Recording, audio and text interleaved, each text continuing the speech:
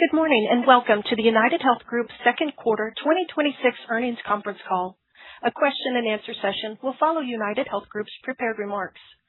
As a reminder, this call is being recorded. Here is some important introductory information. This call contains forward-looking statements under U.S. federal securities laws. These statements are subject to risks and uncertainties that could cause actual results to differ materially from historical experience or present expectations. A description of some of the risks and uncertainties can be found in the reports we file with the Securities and Exchange Commission, including the cautionary statements included in our current and periodic filing. This call will also reference non-GAAP amounts. A reconciliation of the non-GAAP to GAAP amount is available on the Financial and Earnings Report section of the company's Investor Relations page at www.unitedhealthgroup.com. Information presented on this call is contained in the earnings release we issued this morning and in our Form 8-K dated July 16, 2026, which may be accessed from the Investor Relations page of the company's website. I will now turn the conference over to the Chairman and Chief Executive Officer of UnitedHealth Group, Stephen Hemsley. Thank you. Good morning, everyone, and thank you for joining us. Our second quarter results and updated full year 2026 outlook demonstrate continuing progress toward delivering more consistent and dependable performance. They are a sign of stronger, broad-based performance disciplines taking hold in each of our businesses and a restless desire to drive mission-aligned change across the enterprise and advance our social impact. UnitedHealthcare has improved performance in its Medicare businesses through thoughtful benefit planning and design, all while remaining respectful of persistently elevated medical costs. Our Medicaid business is in line with expectations as we continue to work with states on ensuring appropriate rates. Our commercial benefits business, consistent with the broader and more diverse commercial market it serves, continues to experience higher than expected cost trends due to factors Tim Noel will discuss shortly. At Optum, we're seeing building momentum from Optum Health as the business recenters back to its integrated value-based care delivery model. This resulted in another quarter of improved care management and greater operating discipline. Optum Rx continues to perform to plan as transparency initiatives we announced early this year resonate well in the marketplace. Optum Insight, also on plan, remains on a multi-year path of reinvestment and innovation as we bring modern, intelligent technologies and services to the areas of greatest need in the health system.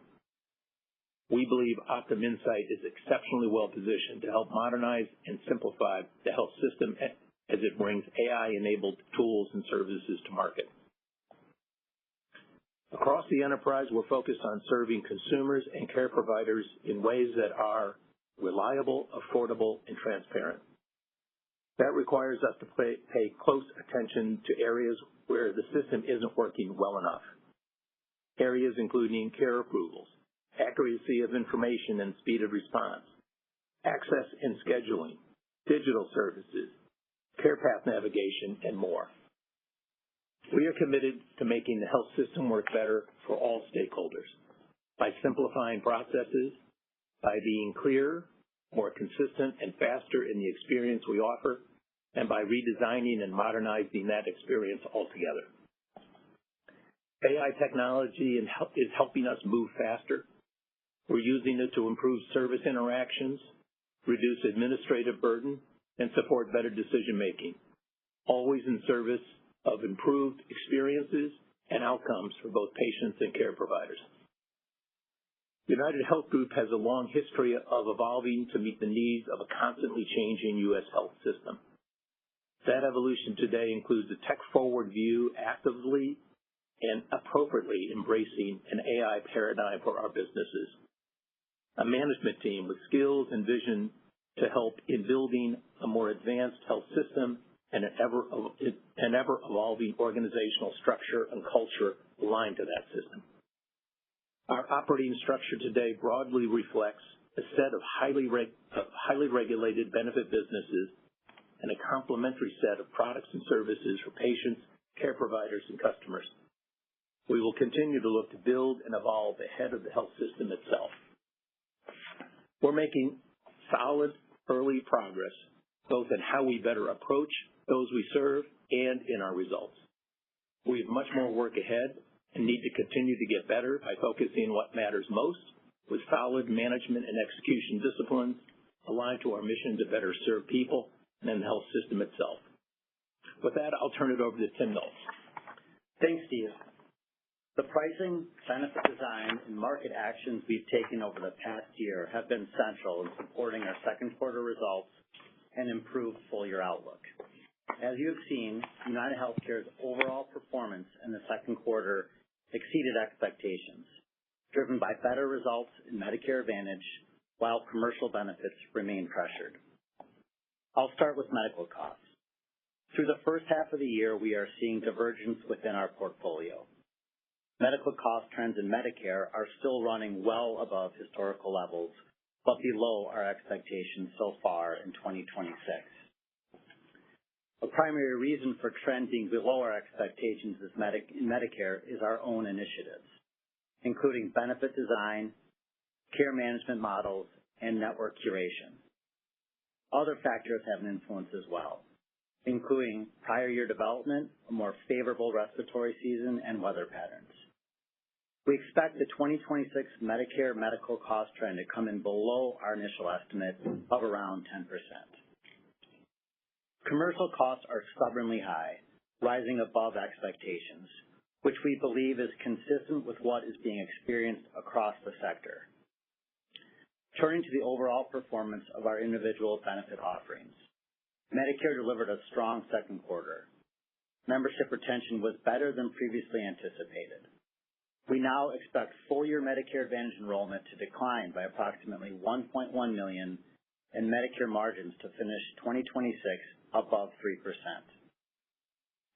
Looking to our 2027 bids, our benefit planning remains disciplined and grounded in the current trend environment. We will continue to support program and margin stability through actions including benefit adjustments and selective changes in market participation. In Medicaid, overall performance during the quarter, including cost trend, was broadly in line with expectations. We are beginning to see early signs of improvement from initiatives, including those targeting elevated behavioral health cost trends, but we expect Medicaid margins to remain pressured for 2026. Our focus is on closing the gap between lagging reimbursement rates and underlying medical cost trends while continuing to partner closely with states to support the long-term sustainability of Medicaid benefits and support them in identifying and reducing fraud, waste, and abuse. Within our commercial offerings, as I noted, we are not yet seeing evidence of cost trend moderation. In fact, it is the opposite, with medical cost trends modestly above 11% level we previously saw. The primary drivers are pressure from the independent resolution process under the No Surprises Act, which applies only to commercial plans, and more aggressive billing practices among providers, especially higher service and coding intensity and higher cost per encounter that result from the more fee-for-service orientation of commercial plans. At this distance, commercial margin recovery will remain a focus area longer than originally anticipated. Returning to UnitedHealthcare as a whole, we are confident in being able to deliver meaningful earnings growth in 2026 and into 2027, with the reinvestments we are making in the business to build a stronger, more durable foundation for 2027 and beyond. Of equal, if not more importance, we remain intent on modernizing essential healthcare experiences to improve how consumers and care providers experience the health system. For example, in the quarter, we committed to eliminating by the end of this year 30% of prior authorization volume and nearly 2/3 of prior authorization requirements for pediatric care. We continue to take concrete steps to reduce complexity and increase speed by further simplifying prior authorization, increasing consumer-responsive digital experiences, providing greater support to rural hospitals and care providers, offering more consumer-centered product innovation, and much more. AI is both an enabler and accelerant to this effort. We're early in this work, but clearly on the path to improve the healthcare experience and strengthen relationships with our stakeholders, starting with consumers and care providers. And we're confident these efforts will bolster UnitedHealthcare's long-term performance and market position.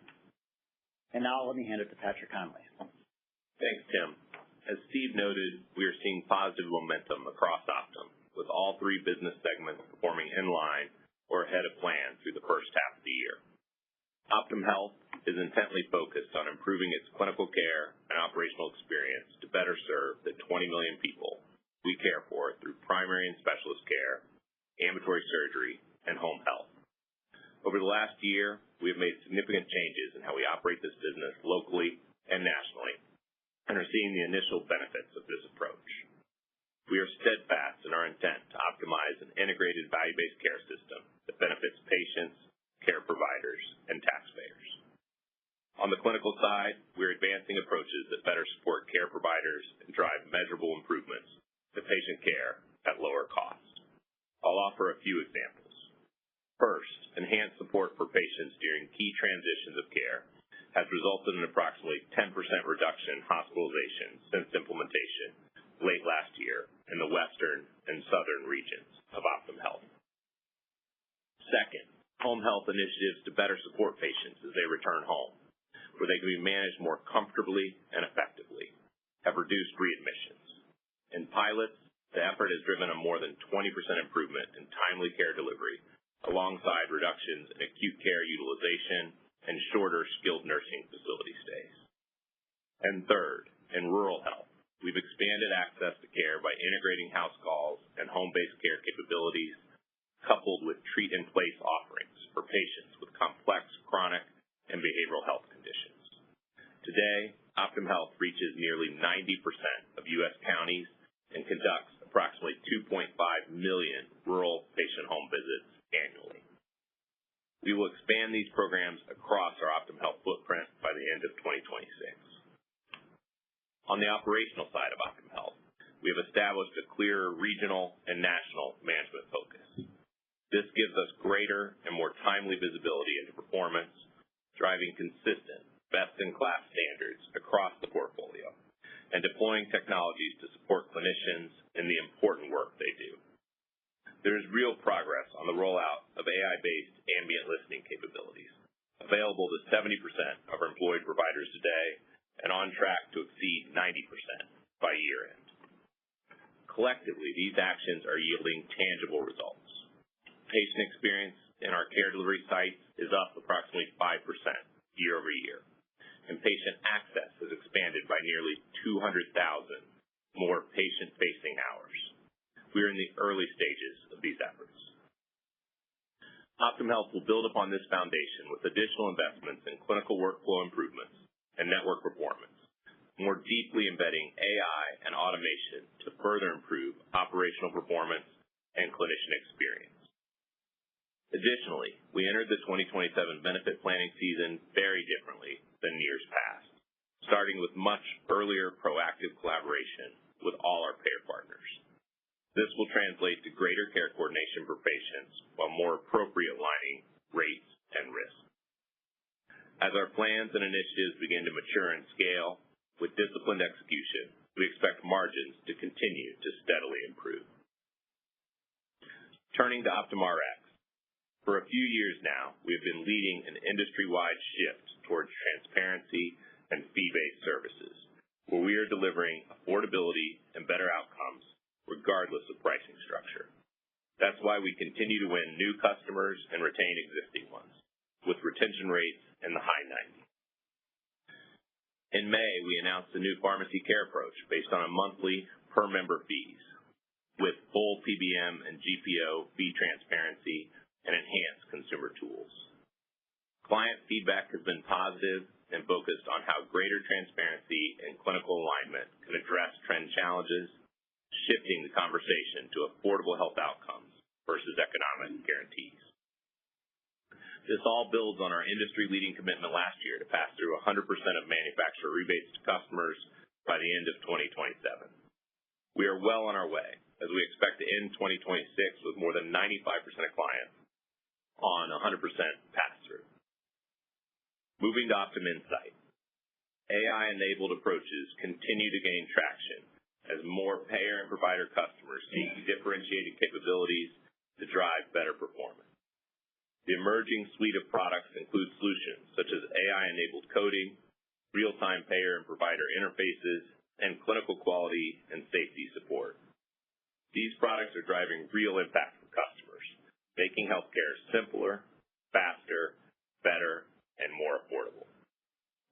For example, Value Connect is an AI-driven insights platform integrated into provider workflows and electronic health records to improve value-based care performance. Early client results include a 17% reduction in pharmacy costs.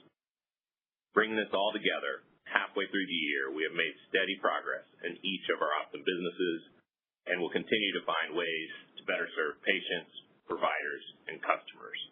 I'll now turn it over to Wayne DeVite. Thank you, Patrick, and good morning, everyone. I will briefly review second quarter results, then discuss expectations for the remainder of the year as we refresh our 2026 guidance. Overall, the quarter and full-year outlook reflect improved performance across our businesses, with notable improvements in UnitedHealthcare and Optum Health. UnitedHealth Group reported adjusted earnings per share of $6.38 compared to $4.08 in the prior year. Total revenues were $112 billion, largely consistent with the prior year, while operating earnings of $8 billion grew 55% year over year. This improvement reflects product and portfolio actions taken over the past 12 months, along with more focused and consistent management disciplines. Turning to medical costs. Our reported medical care ratio of 86.7% includes $860 million of net favorable prior period medical development, the majority of which is in-year development. This compares to 89.4% in 2Q 2025. Days claims payable was 47 days, up approximately 2.5 days from a year ago. The operating cost ratio was 12.7% for the quarter, compared to 12.3% a year ago, as we continue to focus on operating discipline while making targeted investments across technology, AI, care delivery enhancements, customer experience, and advancing healthier communities through the UnitedHealth Foundation. Moving to cash flows in our balance sheet. Operating cash flows in the quarter were approximately $11 billion, or 1.9 times net income, reflecting timing of substantial government payments and strong earnings. This provides capital to strengthen the balance sheet, invest in growth, and return value to shareholders. Through mid-July, we have deployed $4 billion for repurchases of 11.4 million shares. We now expect to complete total share repurchases of at least $5 billion in 2026, compared to initial guidance of $2.5 billion. During the quarter, we returned $2.1 billion to shareholders through our dividend, which our board increased to $9.28 per share on an annualized basis. And lastly, on July 2nd, we successfully closed the previously announced combination with Allegis. Our debt-to-capital ratio was 41.2% at the end of the quarter, compared to 44.1% 1 year ago, and 170 basis point sequential improvement from the first quarter of this year. We remain on track to reduce our debt-to-capital ratio to approximately 40% by the end of 2026. As you saw earlier this morning, we have updated our full year 2026 guidance to reflect performance through the first half of the year and a more mature understanding of expected membership mix and utilization patterns for the remaining 6 months. We continue to be respectful of medical trend, and we believe this refreshed outlook appropriately balances risk and investments with durable run rate earnings. A few areas of this outlook to highlight. We're providing new adjusted earnings per share guidance range of $19.50 to $20, with slightly more earnings in 3Q relative to 4Q. We are increasing the full year operating earnings outlook for UnitedHealthcare to at least $12 billion, and for Optum Health to at least $2.2 billion. These changes reflect operational improvement underway across the enterprise. We now expect a full year medical care ratio of 88.1%, plus or minus 25 basis points. We expect the operating cost ratio to come in at the higher end of our previously discussed range as a result of investments in our people, communities, and AI. The overall earnings cadence for the year remains consistent with prior expectations. UnitedHealthcare earnings continue to be weighted approximately 75% to the first half of the year. Similarly, we expect nearly all of Optum Health's earnings to be recognized in the first half, with modest profit in 3Q offset by modest losses in the fourth quarter due to the seasonality of the risk-based businesses. In contrast, Optum Insight and Optum Rx remain more heavily weighted towards the second half of the year, with each expected to generate approximately 55% of their full-year earnings during the back half as client implementations, growth investments, and normal business seasonality progress through the year.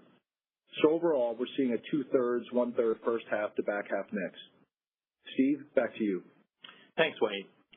Over the last few quarters, this enterprise has undertaken a broad-based effort to improve how consumers and care providers experience the health system while addressing the chronic cost trend issues driving the everyday challenges of access, affordability, and complexity.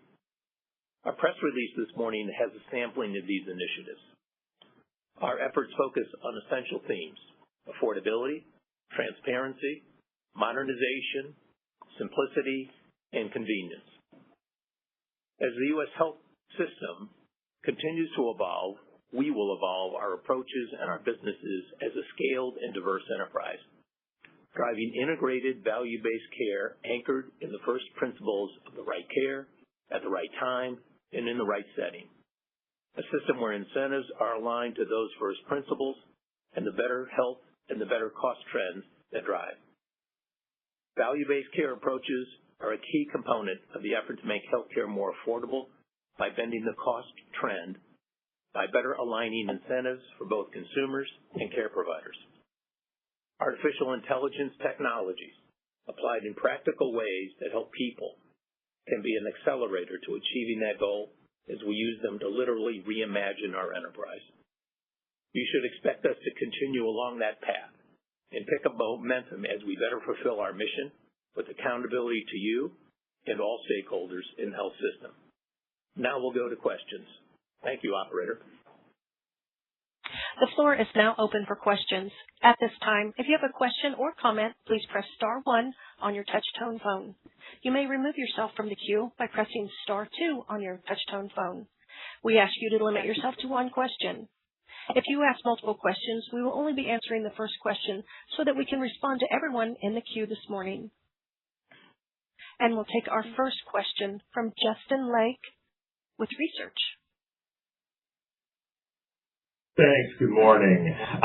Just wanted to touch on a couple of numbers. First, on Medicaid, you talked to minus 1.1% to minus 1.7% margin.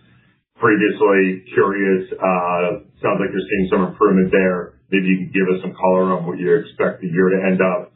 And then on commercial, can you talk about the magnitude of the cost trend pressure you're seeing here versus that 11% expectations, and maybe update us on how we should think about commercial margins this year and the trajectory versus the previous assumption? I think you assumed you were going to get back to target in 2027. Thanks.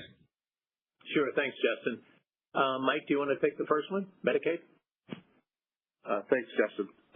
Yes, our Q2 Medicaid performance was in line with expectations.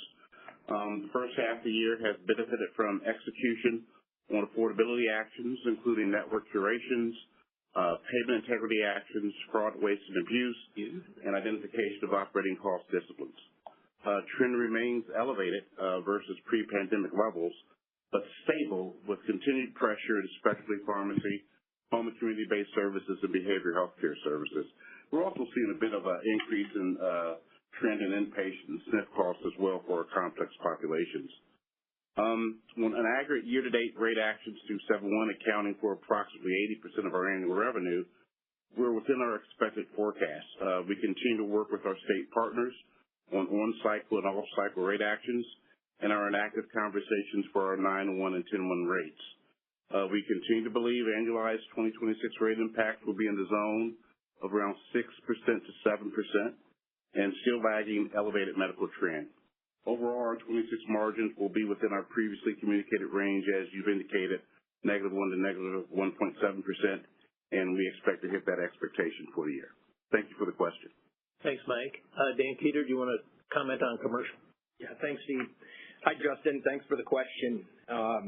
Let me unpack a little bit for you what's going on in commercial business. Is obviously trend and margin are tied together. I think it's pretty straightforward. First on trend, modestly above 11% that we were expecting, as Tim shared. There are multiple drivers. First, the ineffective IDR process that's associated with the No Surprises Act is being exploited by select providers and select geographies. It's contributing 50 basis points or so of incremental trend in 2026, now totaling at least 100 basis points of total cost.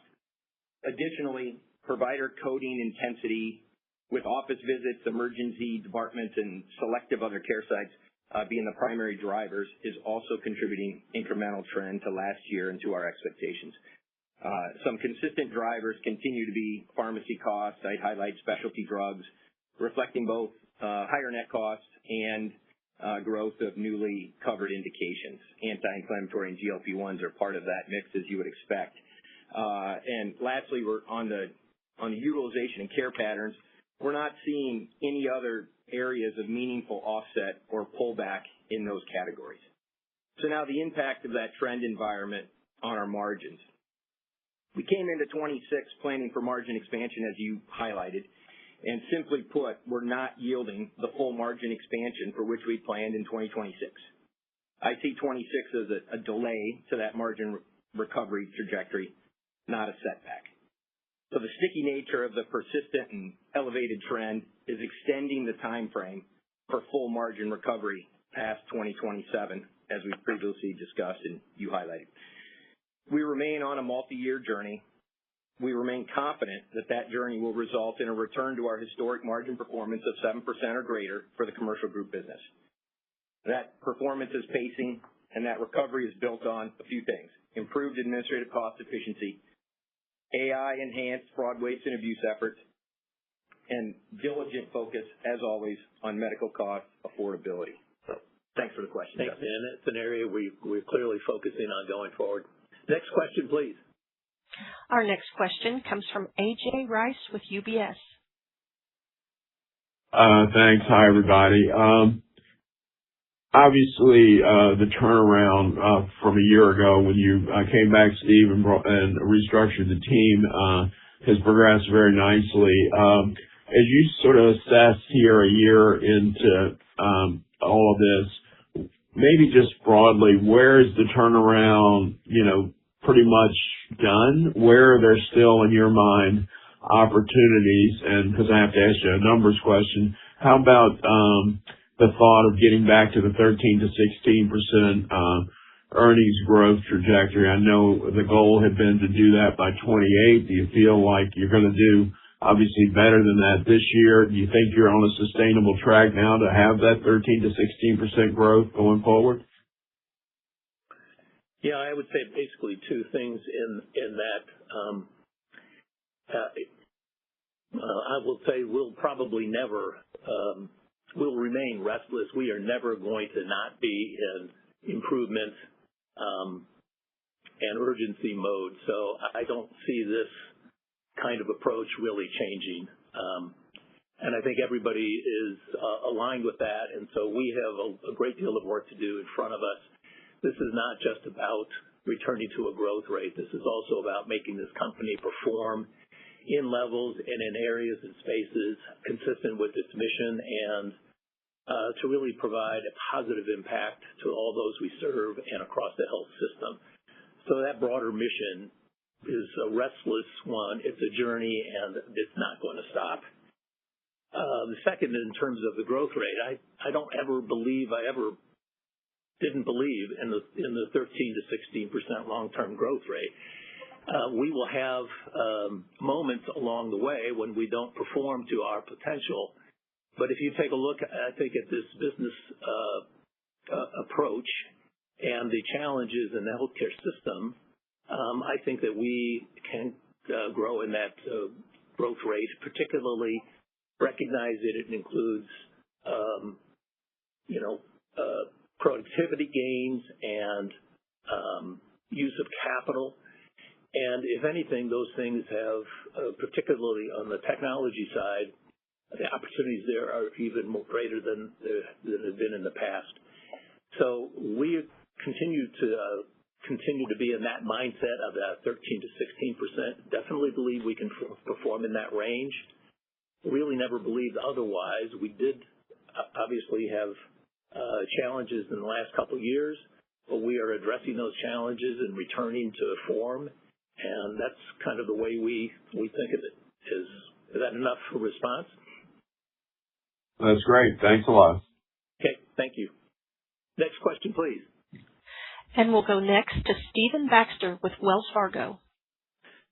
Yeah, hi, thanks. I wanted to ask about cost trend in the Medicare Advantage business. You bid for 2026 cost trends to be 100 basis points above 2025 levels. So, I heard you in the prepared remarks saying that trend is coming in, kind of below where you bid to, but trying to understand where you see trends sitting versus 2025, at least in the first half of the year.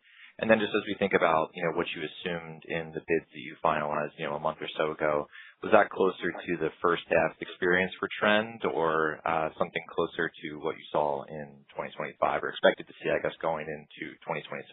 Thank you. Sure. Tim Knoll, can you comment on that? Good morning, Stephen. Thanks for the question. So I'm going to just start off with just the high-level view kind of across UHC and then turn it over to Bobby for a little bit more supplemental detail on Medicare. So to start, trend remains very high across the board within UHC, all product lines, when you compare to historical levels. As you know, in our benefit planning, pricing, and forecasting, we broadly plan for a continuation of what we saw last year. And as noted in my opening remarks, how this is playing out across the businesses is a little different when you think about commercial Medicare and Medicaid. Dan highlighted some of the drivers leading us modestly above the 11% we're seeing there. Medicaid, again, largely in line with expectations.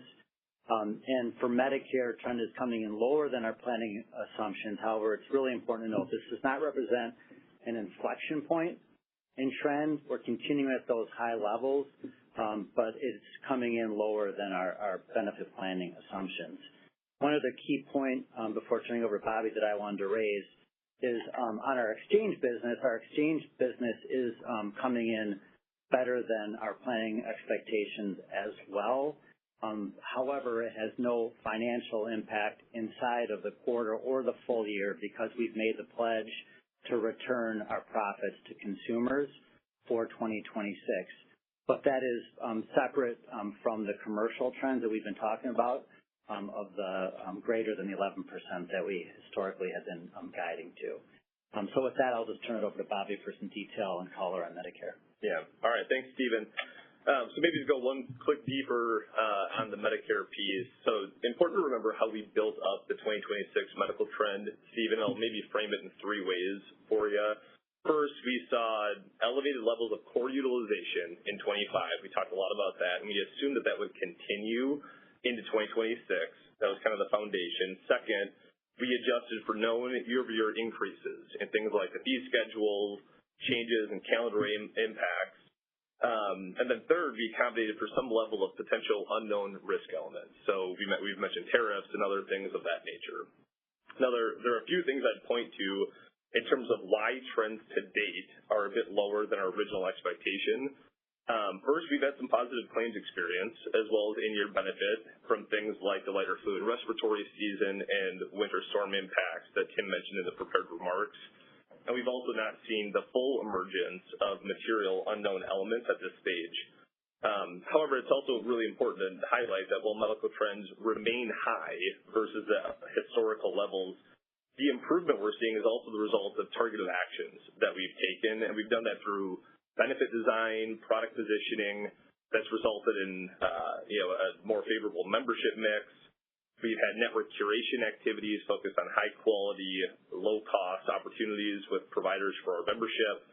We've had broad affordability initiatives, and then we continue to invest in aligned provider models like value-based care. So overall, I feel good about our assumptions for 26, where we currently sit versus our expectations, and yet remain intensely focused on affordability given the still elevated levels of medical trend versus the historical baseline. And then your question on 27, still probably a little bit too early to talk a lot of specifics there, but at the highest level, we did plan reflective of our current experience with appropriate adjustments then for things like fee schedule updates and other natural year-over-year changes, but foundationally not expecting a meaningful deviation from the still elevated underlying core trends. Thanks for the question. Thank you. Next question. And we'll move to our next question from Kevin Fischbeck with Bank of America. Great, thanks. Maybe just kind of following back up on an earlier question about the growth rates. As we think about 13 to 16 as kind of being, I guess, like a North Star growth rate for you guys, I mean, the outperformance this year is pretty dramatic. And just want to make sure that there's not something that we should be adjusting out of this baseline. Is this a good baseline to be thinking about for 2027 if we kind of assume normal growth from here, or is there anything we should be thinking about, either whether it was prior period development or outperformance that an MA that gets rebid to next year? How should we be thinking about that? Yeah, I think the quality of earnings is exceptional. Wayne, maybe you want to comment? Yeah. Good morning, Kevin. Let me start by saying I do think, as Steve highlighted, the earnings are quite durable, and we do think the $19.50 to $20 is the right stepping off point, albeit it reflects prior period development. We would say as well that, as Steve commented on, the 13 to 16% growth algorithm, we personally have never deviated from, and we believe that is the right starting point as you think about our stepping off point. Next question, please. And we'll go next to Lisa Gill with J.P. Morgan. Thanks very much. Kind of following up on that question, throughout your prepared comments, you talked about investment spending, the SG&A up in the quarter. How much of that is potentially one time and where you could see a benefit to that going into 2027? How should I think about the investments that you're making and the benefit that you could see? And again, to your point, Wayne, is there anything that's one time in nature? Hey, Lisa, good morning. Similar to the PPD, while that benefited us in one direction, we continue to invest in our foundation, which you could argue is one time. We don't believe that's one time, though. I think one of the things that we are targeting as a team is continuing to build that foundation out over time. We are now up to $1 billion in the foundation, which is a very important part of our commitment to our communities. That being said, Lisa, we have a number of positive momentum items, but the durability of the underlying run rate is strong, and you can see that in our cash flows. So I don't think there's anything you should be carving out in either direction. I think the 1950 to 20 is the right baseline, and I think you should be thinking about the growth algorithm from that point forward. And I think, as you heard, recovery on commercial is going to be a little bit longer than we had anticipated, but that should be a tailwind that we are reflecting in the future as well, along with many of our other businesses that are still not at the optimal margins. Next question, please. And we'll take our next question from Andrew Mok with Barclays. Hi, good morning. Wanted to follow up on the commercial market comments. The IDR process has been in place for a number of years now, so can you help us understand why costs are accelerating now? Is that a function of win rates, dispute volume, or resolution timing? And is IDR something that you have confidence that you can price for, or are there idiosyncratic considerations that make it harder to incorporate in pricing? Thanks. Dan.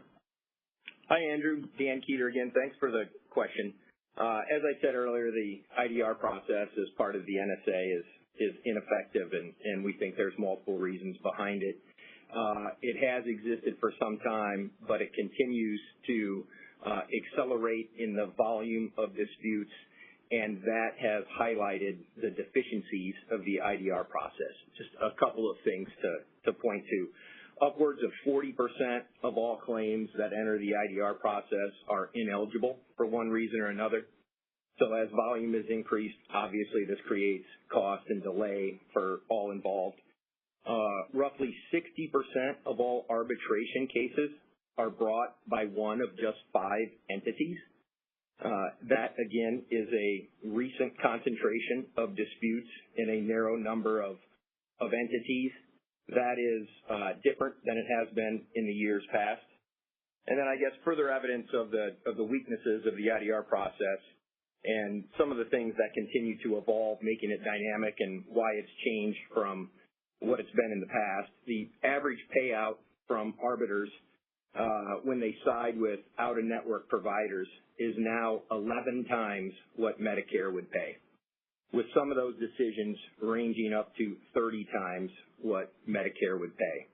So these numbers continue to evolve. They have accelerated. There are, of course, geographic variations to that, as in certain states, their process supersedes the federal process for insured business. So it's variable across the country, but these trends in the aggregate apply to the federal IDR process associated with the NSA. So hopefully that's clear evidence.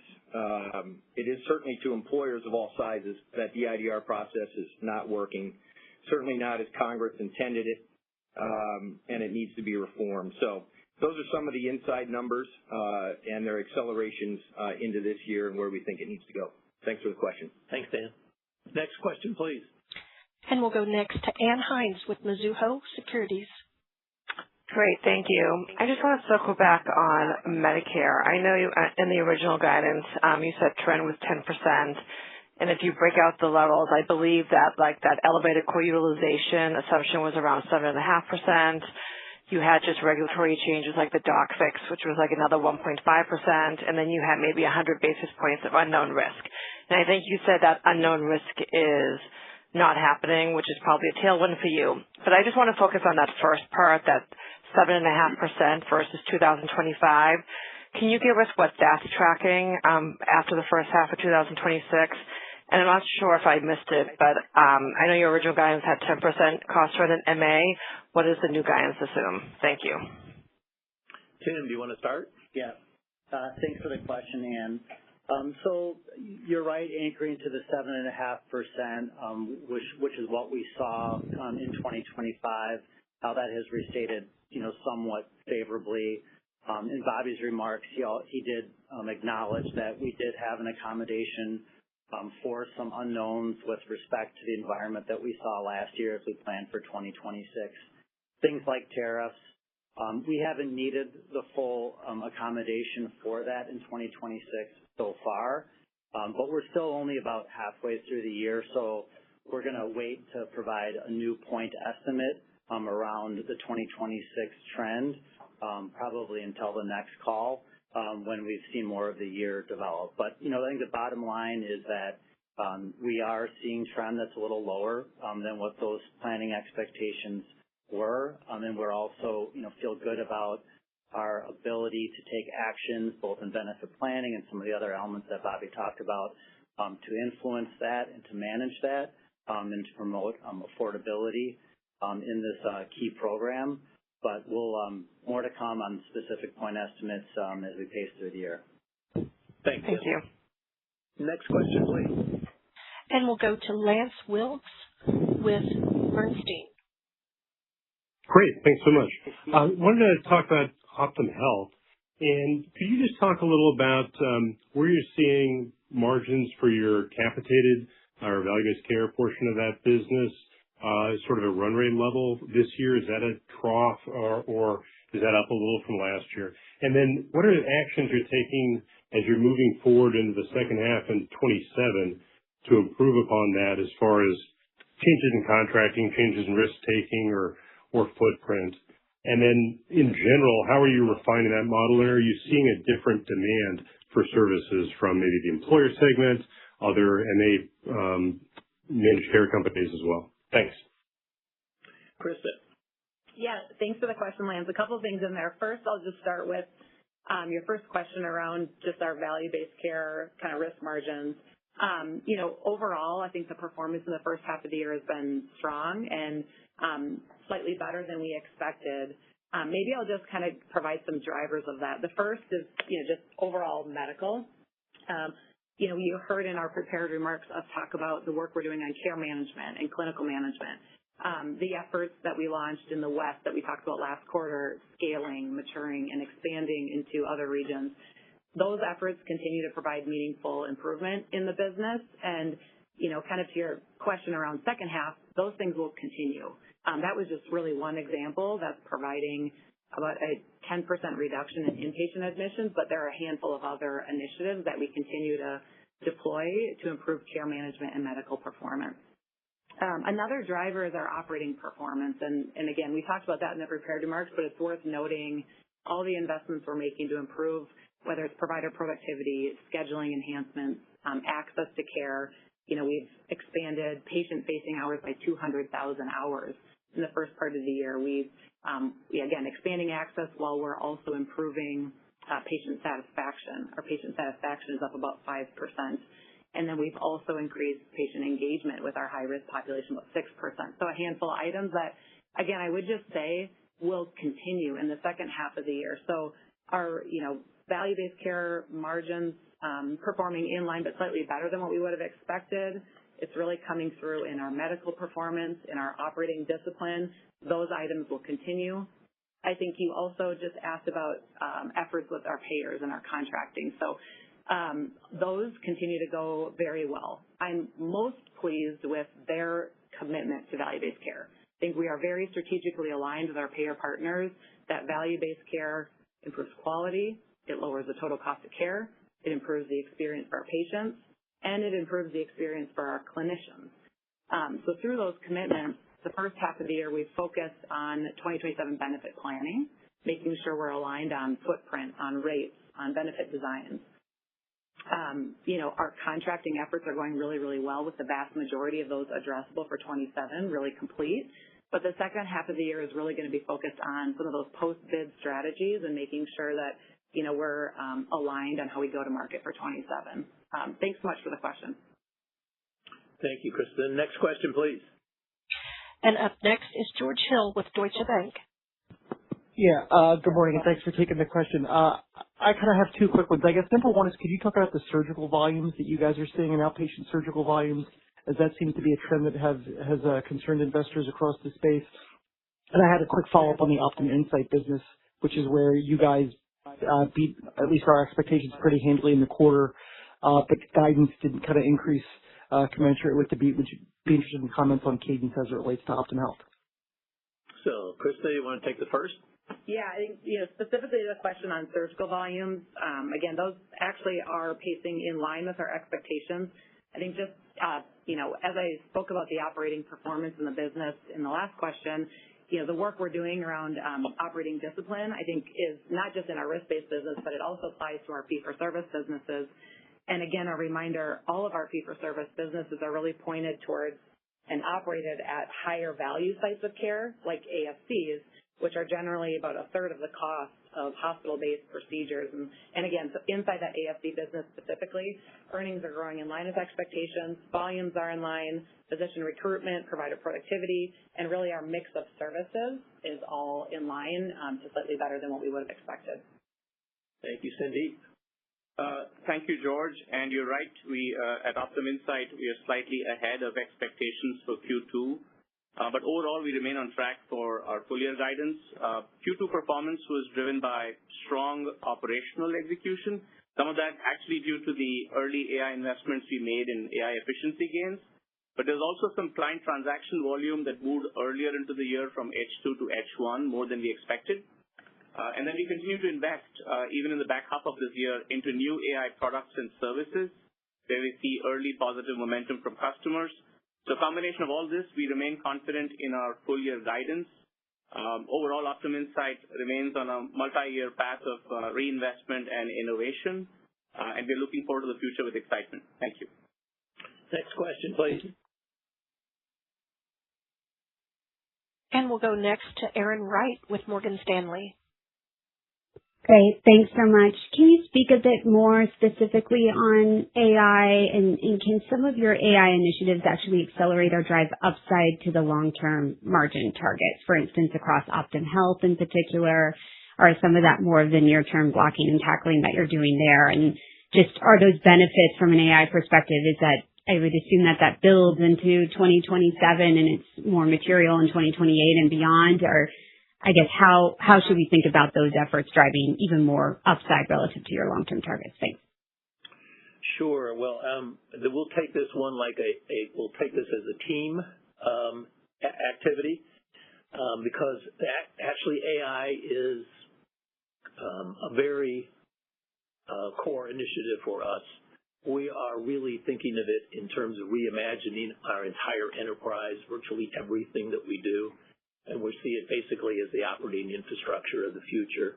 And so it really is occurring across the spectrum of our businesses, and as you are suggesting in your question, this is the beginning, but it will have compounding effects as we make these investments. We continue to get this change driven into our business, and it's also a real catalyst and a real opportunity in terms of the Optum Insight business to take everything that we're doing here and bringing commercial versions to the marketplace. So maybe I'll start on the UnitedHealthcare side with Tim Knoll, but then we'll move to Optum and also to talk, maybe Wayne will comment a little bit at the corporate group level. So Tim. Yeah, so deployment of AI and other advanced technologies like it are a key and critical focus area across UHC. Also, a big enabler of our modernization agenda that we're advancing rapidly. It's unlocking a lot of game-changing opportunities to improve consumer and care providers' experiences and make the system operate a lot more efficiently at the same time. And I agree with your kind of commentary on the pacing, where we're going to see that accelerate into 2027 and even go deeper in terms of the efficiencies provided kind of across the board into 2028. But as we're focused on this, you would imagine that we obviously have large-scale capital projects that we're deploying, but perhaps more importantly and significantly, we're infusing AI across all of our administrative activities. And a couple of examples just to kind of bring that to light across UnitedHealthcare. First, virtually every provider and consumer interaction uses AI. AI gives us the ability to empower our advocates with predictive insights, real-time data, which all leads to more productive interactions, and importantly also lends itself to translating some of those experiences into digital experiences that are oftentimes and most times come with better provider and consumer satisfaction as well. Also key to our ability to proactively identify members that are in distress and reach out to them with concierge-like service models to help them through those moments. Second area is it's providing step function enhancements in our core operations, things like very complex claims that we never before thought we would be able to automate.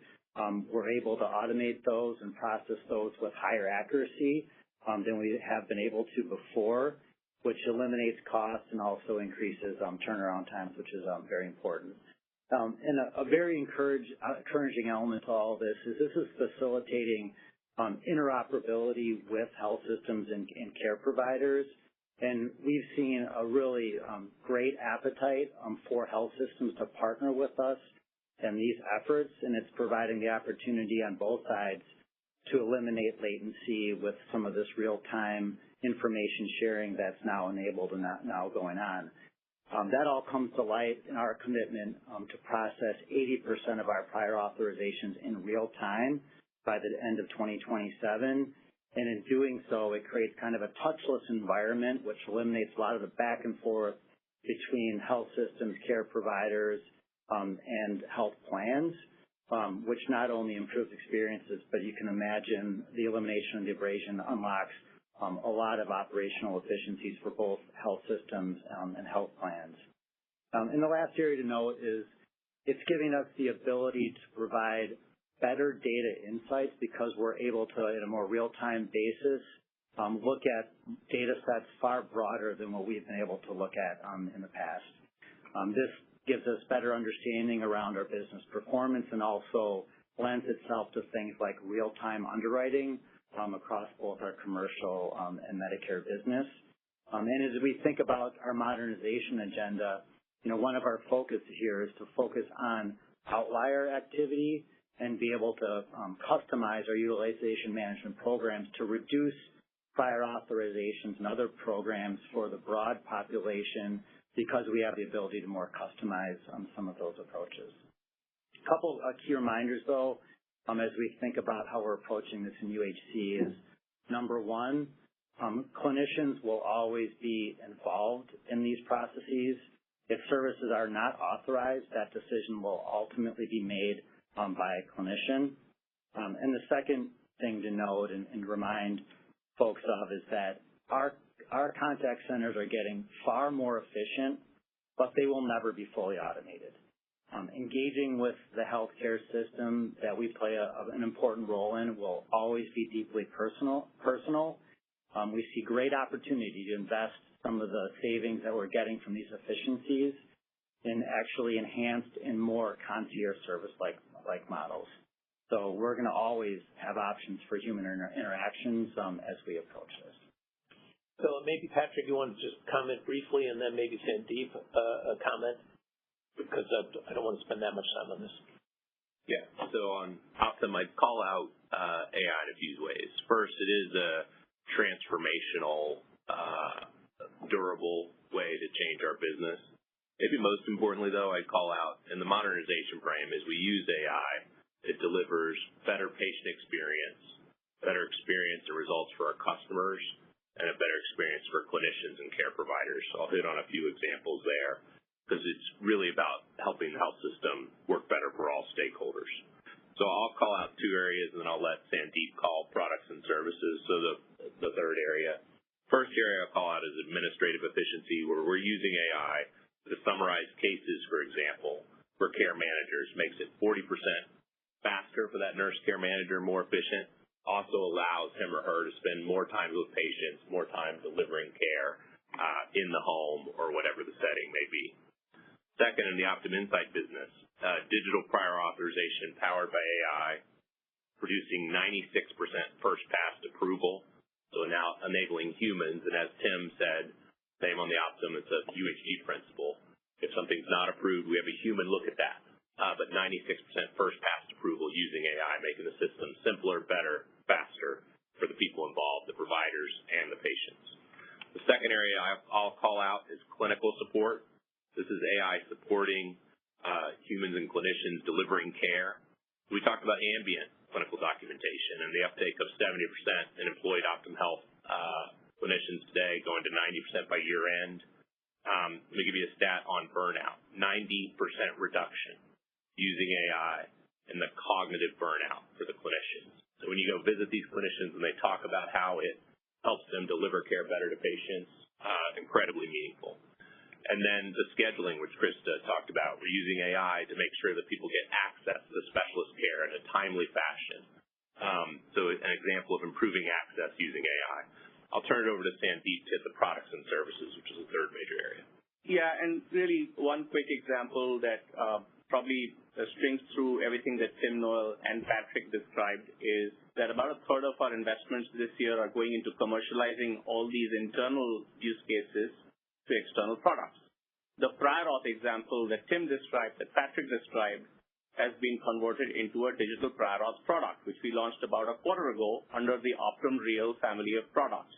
And year to date, it has, for external entities to UHG, processed about 69,000 prior auths, and processed about 500,000 prior auths and saved 69,000 administrative hours. So this is in real life, in real time, an internal use case which we are investing in, giving us internal efficiencies that is being converted into a commercial external product, helping improve the system and making it better for everyone. Thank you. And the only thing I'll say at the group level is every function, HR, finance, legal, everything is really being reimagined in an AI context, which we think will drive much greater precision, greater efficiencies, responsiveness. We think there are significant opportunities there. So thank you for the question. Next question, please. And our next question comes from Whit Mayo with Leerink Partners. Thanks. I just wanted to take your temperature on Stars. I'm not sure if you can comment on expectations or what you know at this point in time, or just any thoughts on the recent industry lawsuits. Thanks. Sure. Good question. Bobby. Yeah. Hey, Whit, thanks for the question. So maybe to start, like I've said before, we view quality as absolutely critical. And we never take anything for granted with Stars. We're restless when it comes to seeking opportunities to differentiate, and we're always focused on delivering the greatest quality experiences and outcomes for our members. As you can appreciate, and as you kind of alluded to, given where we sit in the current cycle, as well as the ongoing industry activity, it wouldn't really be appropriate to speculate on final Star Year 26 results or what might happen for Star Year 27 or further into the future. It's also worth noting the Stars program has continued to get more challenging in recent years, as evidenced by 2026 industry scores at the lowest level in about a decade. So as we navigate through the next few months, our preferred approach is to continue to partner with CMS, as we appreciate the challenging situation here to balance many critical priorities. And we want to help identify solutions that ensure program stability, clarity for industry, and of course, the best outcome for beneficiaries. And we do believe there are solutions that can meet those objectives. All that said, I want to be really clear that we remain fully committed to our quality agenda, and we're investing in that more than ever, including in the second half of this year. And we're going to do that to support our various quality programs and initiatives for our members and our providers. Thanks for the question. Thank you. We have time for one more question. And our last question will come from Dave Windley with Jefferies. Great. Good morning. Thanks for squeezing me in. I wanted to ask a question on Optum Health profitability and the progress you're making there. The margins were pretty comparable sequentially, but well ahead of what the market was expecting. I think there was some expectation that margins would seasonally decline through the year, and I wondered if you could comment on what did happen or perhaps what didn't happen in 2Q to allow those margins to hold up. And as part of that, I noticed that the call it the subtraction in your reported to adjusted margin bridge for the PDR appeared to decline, and I wondered if that had some influence on the margin in the quarter. Thank you.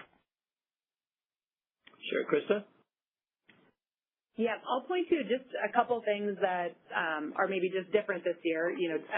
As we talked in the past, the seasonality really mirrors a risk business. So, the vast majority of our earnings are going to be in the first half of the year versus the second.